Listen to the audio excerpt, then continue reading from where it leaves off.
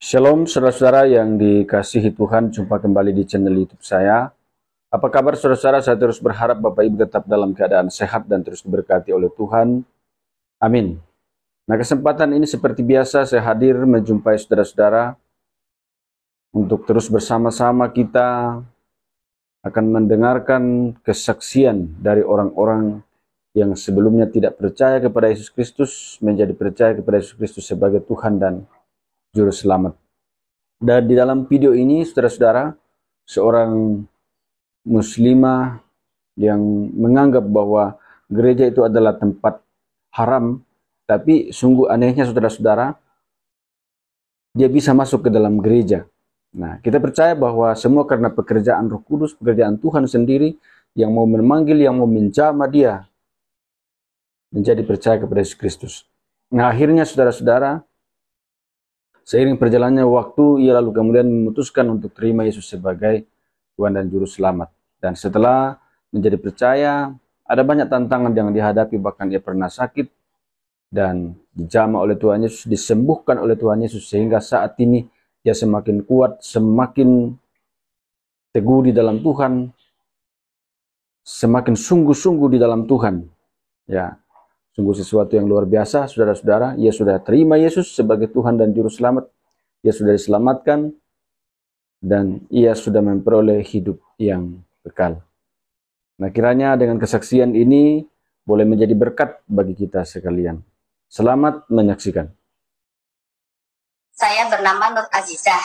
Itu sudah tahuan saya dari agama seberang ya. Masa kecil saya, dulu saya tinggal di Tegal, dari SD sampai SMP. Jadi kita tidak mengenal siapa itu Yesus ya awalnya. Nah, setelah saya lulus SMP, saya berpindah ke Jakarta ikut orang tua saya. Itu masuk SMA. Nah, pada saat saya kelas 1 SMA, itu saya kenal dengan seorang kakak kelas saya SMA waktu itu sedang pacaran. Nah, tiba-tiba itu tetangga ibu saya adalah kedatangan saudara tinggal di situ. Nah, saya berkenalan awalnya dengan dia gitu. Ternyata beda agama kan, ya kita hanya kenalan aja, tapi saya sempat tertarik juga waktu itu kan. Terus ceritanya kita saling suka lah, jalan, begitu jalan karena ada ribut-ribut lah, tetangga juga ada yang suka, itu suka sindir-sindir, jadi saya kan males lah, akhirnya saya udah buat apa toh juga kita berbeda gitu kan. Akhirnya saya bubar. Nah, di tahun kira-kira 1996 itu kita nyambung lagi gitu kan. Nyambung lagi saat itu saya sudah kuliah. Nah, bapak saya waktu itu ceritanya nikah lagi. Karena bapak saya nikah lagi itu saya jadi agak stres juga gitu kan. Nah, sempat stres. Akhirnya saya mengenal rokok gitu, saya merokok. Nah, terus saya dekat gitu sama yang sekarang jadi suami saya. Ceritanya saya hanya ingin hanya sekedar buat jalan aja gitu. Karena saya juga di kampus sebenarnya sih punya pacar, tapi kan sibuk masing-masing. Nah, lama-kelamaan itu kan suka bilang gitu, kita serius aja gitu, cuma nggak mungkin gitu, beda gitu kan. Beda, tapi ya mungkin lama-lama Tuhan jodohkan saya, akhirnya saya yaudahlah mungkin kita berpacaran ke tahap yang lebih serius gitu.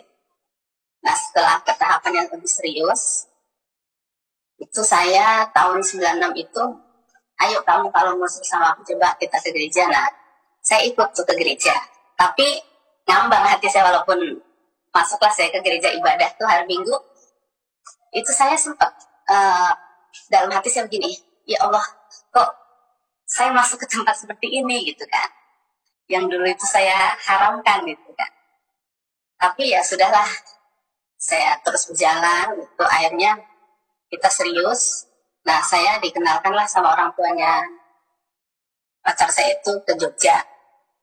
Setelah saya dikenalkan, mereka bilang kalau kamu mau sama dengan adik saya gitu, kamu harus ikut agama kita gitu kan. Saya bilang iya aja udah. Nah, setelah itu saya mulai mencari. Memang calon suami saya waktu itu tidak, ini kamu harus baca ini tidak. Jadi saya mencari dari kesaksian, dari buku. Ada aja tapi yang ngasih buku, teman kuliah saya gitu kan. Nah, karena dulu kan belum ada yang namanya YouTube gitu kan, nggak seperti sekarang itu bisa kita cari gitu kan. Akhirnya udah kita serius nih, sudah serius, mantap. Saya sudah yakinlah dengan Tuhan Yesus, walaupun saya belum menjalankan sepenuhnya. Cobaan mulai datang. Di tahun 96 akhir itu, kasih saya kan habis nganterin saya pulang kuliah. Nah pulangnya dia kecelakaan motor, kakinya patah. Akhirnya harus dirawat di Fatmawati yang cukup lama, sebulan kan. Setelah sebulan, nah saya diminta ke orang tua saya supaya untuk merawat karena dia di sini kan masih bujana. Nah ikut saudaranya di Bekasi, saya disuruh merawat. Nah di situ keluarganya yang dari Jogja datang. Padahal waktu sebelum pacar saya kecelakaan itu sudah merancang waktu kalau kakaknya itu yang perempuan akan menikah di bulan Oktober tahun 97. Tahun 1997, nah 96 akhir itu kekasih saya itu kecelakaan gitu. Jadi kita nggak bisa pulang, padahal udah nanti kita seragaman seperti itu kan. Akhirnya saya udah, tapi saya setia. Nah keluarga itu mempertanyakan setelah datang, ceritanya karena saya ngerawat, jadi mau ditunangin dulu lah gitu. Ditanya, Dek Nur, apa kamu masih mau dengan kondisi Mas Yono yang kakinya patah? Ya saya sudah mantap, saya mau gitu kan. Itu ujian buat saya. Pertama pada saat itu kalau kita pisahkan, mudah sekali lah, wong masih belum nikah gitu, nomor ikatan gitu kan. Cuma ya hati saya berat, wong kita udah sepakat, udah serius gitu, mau menjalin ke jenjang yang lebih serius itu kan. Udah dengan berjalannya waktu, akhirnya pas kakaknya nikah juga kita tidak bisa pulang. Akhirnya tahun 99 itu, ya suami saya kan udah sembuh setelah saya tunangan. Akhirnya 99 kita ikut katekisasi di gereja Nehemia itu, terus dapat surat baptis. Nah di Juli, 25 Juli tahun 99 kita pemberkatan di Jogja. Karena kan keluarga saya beda, di sini nggak ada yang ngurusin kan. Nah akhirnya kita ke Jogja, menikahlah di sana gitu. Tapi orang tua saya puji Tuhan mau datang sih, walaupun dia tidak ikut ke gereja gitu, hanya menunggu di rumah gitu. Ya kita hormatilah prinsip beliau gitu kan.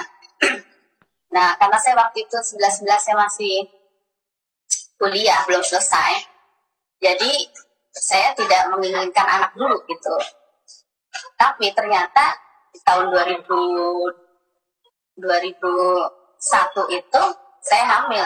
Di 2001 saya hamil. Nah itu saya kalau ingat sedih juga ya, itu saya jahat sama anak saya.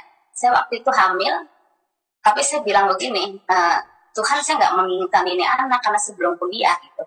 Tapi saya juga nggak mau kalau saya gugurin, itu dosa gitu.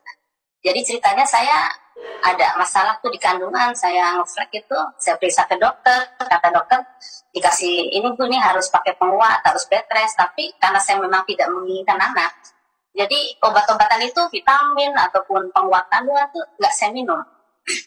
Nah setelah usia kandungan saya 4 bulan, menjelang 5 bulan itu, si bayi kan mulai bergerak tuh. Itu saya menyesal, saya lupa, Tuhan maafkan saya gitu kan. Tapi rupanya Tuhan berkehendak lain. Pada saat di bulan Februari 2002 itu 14 Februari saya harus lahiran sesar, tapi bayi itu tidak bisa diselamatkan. Itu cobaan kedua yang berat buat saya. Nah setelah itu baru saya menangis sampai jeritan, sadar kalau ternyata memang saya salah gitu kan. Nah berjalannya waktu, setelah anak saya meninggal itu kan di 2014 Februari, di 2002 bulan Februari tanggal 14. Nah pada saat bulan Juli atau apa itu kan saudara saya lahiran, saya ketemulah dokter yang waktu itu ngerawat saya tanya, Dok saya boleh hamil lagi kan Dok? Boleh Bu, udah berapa bulan sih? 7 bulan. Boleh, saya akhirnya hamil lagi. Nah 2003 puji Tuhan lahir anak saya tuh yang cowok yang sekarang sudah kuliah semester 4. Terus nah setelah 2010 anak saya lahir yang kedua, tapi saya tetap kebiasaan saya itu merokok itu terus itu kan. Nah suami saya itu kan nggak boleh saya merokok, jadi saya ngumpet, itu dosa saya. Saya setia dengan keluarga, tapi saya tidak bisa meninggalkan rokok. Jadi setiap hari itu kalau ada suami itu saya selalu pergi cari tempat buat ngerokok gitu, hanya ngerokok aja gitu kan. Setelah itu saya pulang gitu kan, ya ke pasar lah, alasannya macam-macam kalau saya buat nyari tempat pengen ngerokok gitu kan. Udah, terus kalaupun kita ke gereja hari Minggu itu saya hanya berangkat tuh dengan setengah hati, karena saya kan suka bapaknya tuh, ayo mah ke gereja gitu. Nah, daripada saya ribut dengan suami gitu kan, ada anak-anak, jadi saya ya udahlah ke gereja aja gitu. Nah, kalau saya sedang tidak akur dengan suami karena saya suka ada selisih paham gitu, saya nggak pernah berantem tapi saya diem. Itu saya paling suka cita kan, kenapa saya nggak harus ke gereja gitu kan. Tapi saya ngerokok terus pokoknya itu dosa saya itu ngerokok gitu. Padahal saya tahu adanya Tuhan itu kan dosa, bait suci. Allah itu tubuh kamu gitu, jangan kau kotori gitu. Tapi saya masih lakukan. Nah, di tahun 2020 itu rupanya mungkin sudah kebanyakan saya berdosa pada Tuhan, bohong juga sama suami kan, sekian puluh tahun gitu kan. Saya bilang saya sudah tidak merokok, tapi saya tetap merokok gitu. Nah, di 2020 itu saya itu terkena serangan stroke. Orang tetangga saya pun pada heran, karena pada saat itu saya lagi gencar-gencarnya senam, fitness, rajin olahraga gitu kan. Nah, setelah awalnya tuh kaki lemas, saya ke dokter, katanya semua hasil lab oke Bu, Ibu nggak apa-apa, hanya kena batuk aja, virus di leher gitu kan. Sudah tuh saya berobat, pulang lagi hari Sabtu tuh kejadiannya. Nah, sore terjadi lagi kaki itu lemes gitu, tapi itu saya seger lagi, saya masih beraktivitas, ya masih itu hobi saya itu biasanya itu gitu kan, sama teman-teman gitu, ibu-ibu semua. Nah, hari Senin itu makin ngilu kaki saya, makin ngilu, terus saya berjemur, saya bilang, telepon suami saya, Pak bisa nggak pulang cuti setengah hari? Memang kenapa lah, coba yuk kita ke rumah sakit lagi, kita coba ke dokter saraf biar tuntas kok kakiku tambah ngilu, saya bilang gitu kan.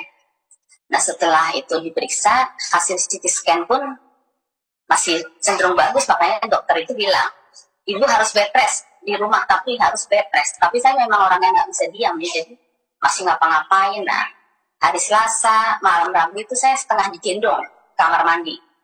Nah, setengah digendong ke kamar mandi, jalannya udah susah. Rabu pagi saya masih akupuntur, saya mau ke rumah sakit tadinya.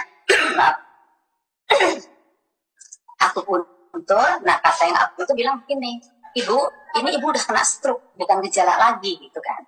Saran saya Ibu harus ke rumah sakit.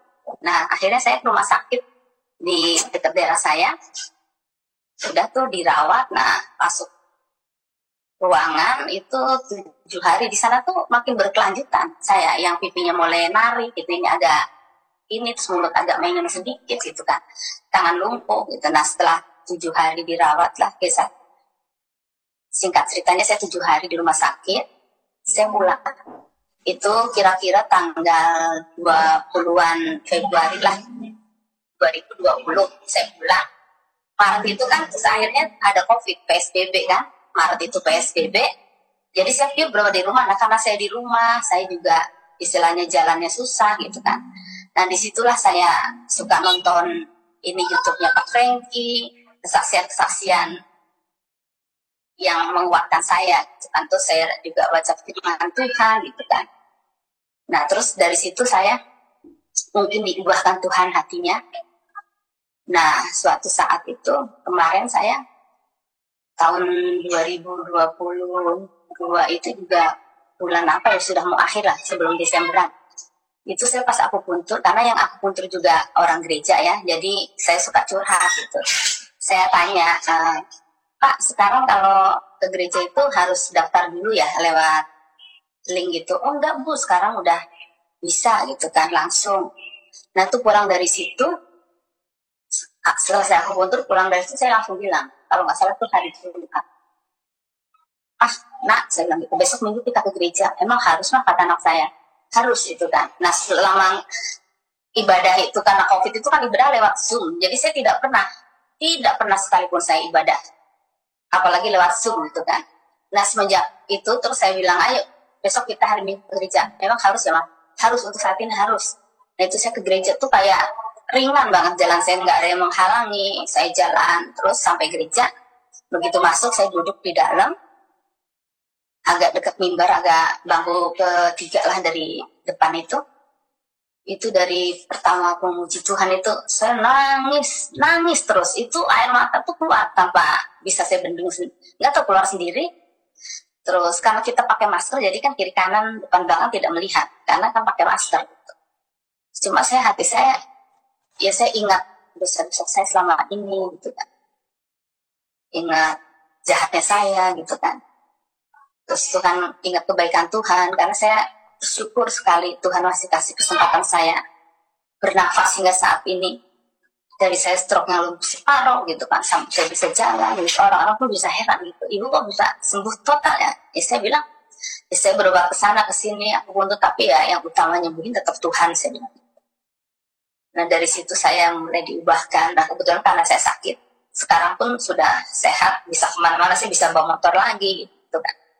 Tapi saya tidak ada keinginan untuk rokok lagi. Saya borok aja udah gitu sekarang.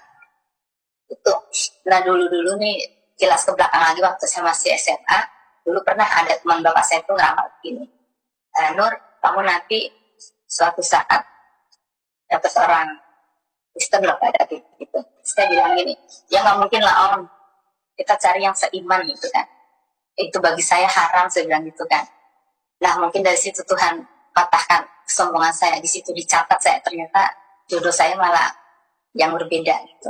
Tapi saya bersyukur berkat suami saya sekarang ini, jadi saya mengenal Tuhan Yesus, mengenal kasih karunia-Nya gitu.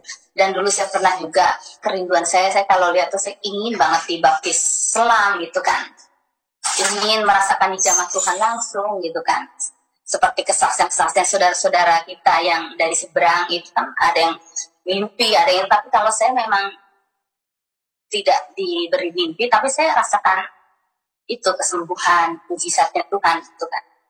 Mungkin karena saya dulu kurang peka ya, karena mungkin setengah-setengah, jadi Tuhan masih agak-agak jauh, tapi saat ini saya rasakan banget zaman Tuhan. Segala permasalahan saya selalu ada solusinya. Nah kemarin saya dari YouTube juga saya mencari dilalah ya, saya pas lihat itu Ibu lah ada itu, dia juga murtadin. Saya cari ada nomor HP-nya, saya janjian, saya bilang nanti kalau saya lebaran tahun 2023 ini, lebaran saya pulang, saya ingin datang ke Solo ya Kak, saya bilang itu, saya ingin baptis selam sama doa pelepasan gitu. Karena kenapa saya minta doa pelepasan? Ya mungkin dosa saya, karena saya, dan sebelum itu saya sempat juga percaya, walaupun saya tidak menjalankan, percaya dengan kuasa kegelapan, walaupun saya tidak menjalankan, tapi saya ikut aja, ngikutin. Cuma batin saya gini, saya tahu itu sebetulnya sudah melenceng dari ajaran Tuhan Yesus ya. Cuma saya berpikir, toh saya tidak mengikuti ritualnya, tapi dengan saya pergi ke sana, itu kan setidaknya membuka celah untuk si iblis masuk. Makanya setelah itu saya dipulihkan, disadarkan ya setelah saya dikasih sakit, terus saya yaitu rajin nonton kesaksian, itu firman Tuhan, walaupun saya tidak hafal ya, cuma sekarang saya mulai lagi rajin baca Alkitab gitu Pak. Terus kemarin saya janjian dengan Ibu A di Solo, akhirnya saya didoakan doa pelepasan, terus saya dibaptis selam itu kalau nggak salah tanggal 20. Ya betul, itu saya yang berbaju putih ya. Iya, saya Ibu berbaju putih itu, Nur yang berbaju putih ya, dibaptis tahun ini Bu ya. Wah dahsyat. Iya tahun ini. Itu kerinduan saya udah dari lama Pak, sejak lama. Iya, silakan dilanjutkan Ibu. Ya dengan ini saya diubahkan, dan ya kalau sebagai manusia kadang saya juga masih ada rasa kecewa gitu, karena kan saya juga masih ada sakit, itu kan belum normal seperti semula. Cuma saya masih bersyukur Tuhan kasih kesempatan, dan saya percaya mujizatnya akan terjadi dalam tubuh saya yakin akan disembuhkan. Itulah kiranya kesaksian saya, Pak Frankie. Iya. Semoga dapat menguatkan bagi saudara-saudara kita yang menyaksikan. Sungguh luar biasa saudara-saudara kesaksian Ibu ini, semoga boleh memberkati kita, bermanfaat, dan kita akan semakin kuat, semakin bertumbuh juga di dalam iman kepada Yesus Kristus. Jangan lupa untuk terus mendukung channel ini saudara-saudara dengan cara like, subscribe, share dan komen supaya saudara terus mendapat notifikasi video-video dari saya. Dan terlebih channel ini akan terus berkembang ke depan dan menjadi berkat bagi banyak orang. Tuhan Yesus memberkati saudara-saudara sekalian.